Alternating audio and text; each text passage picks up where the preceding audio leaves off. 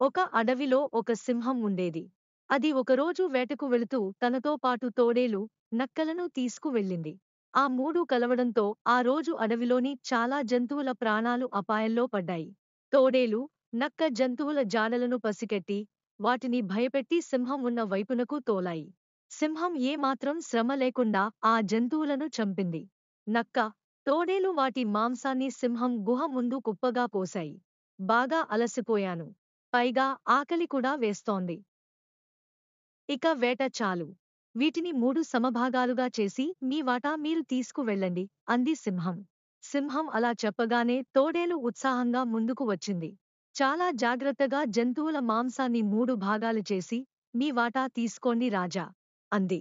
అది చూసి సింహానికి చాలా కోపం వచ్చి తోడేలును చంపేసింది. వాటాలు పంచమని ఈసారి నక్కతో చెప్పింది.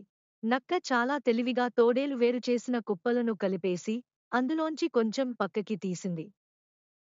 నాకు ఇది చాలు మహారాజా. అదంతా మీరు తీసుకోండి అంది. సింహం సంతోషించి ఎంత బాగా వాటాలు వేయడం ఎక్కడ నేర్చుకున్నావు అని అడిగింది అనుభవంతో. సింహరాజా అంది నక్క. అనుభవంతో సింహరాజా అంది నక్క.